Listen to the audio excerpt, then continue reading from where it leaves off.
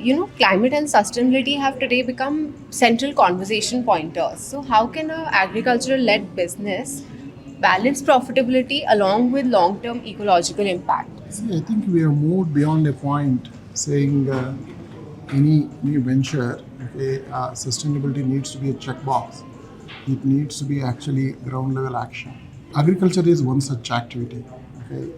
For example, agriculture, if you really look at some of the carbon emissions, etc., what we are talking, how much fresh water get consumed in agriculture, there are a lot of actions which are required at a ground level action, at a farmer level. For example, how do you use water? Starting from that to how do you sequester carbon? Agriculture can sequester the most carbon possible. Okay, sequestering of carbon, taking the carbon in the air to putting back to soil is sequestration. That is imperative. Okay, and of course it comes at a cost. So how do we balance that one? Okay, on the consumer side, I think consumer should pay for it. If a consumer doesn't pay for it, I think it is technically not balanced because organizations cannot keep bleeding, and if a consumer is not willing to pay, then it becomes extremely difficult proposition for organizations. Therefore, by design, organizations needs to factor in pricing. Okay, these issues which needs to be addressed at ground level. Right. So, FMCG has a renewed focus on protein right now. So, how big is the opportunity there and what are really the growth drivers? The Indian protein industry is right now around 5,000 crore business per year. I think it's growing. Okay, there's no doubt about that. Protein consciousness across the globe is increasing. India is not an exception.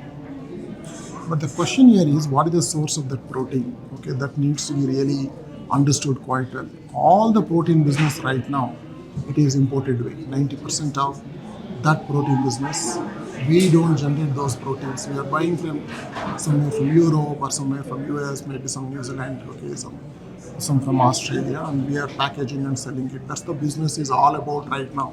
Real protein can only be done in agriculture. Okay, we like it or not, we need to do good agriculture.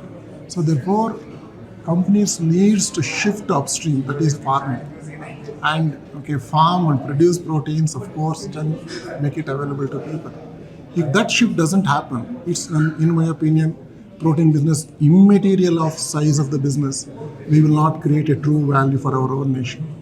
How long you keep importing? Protein prices are going up. You know why? Because the import prices are going up.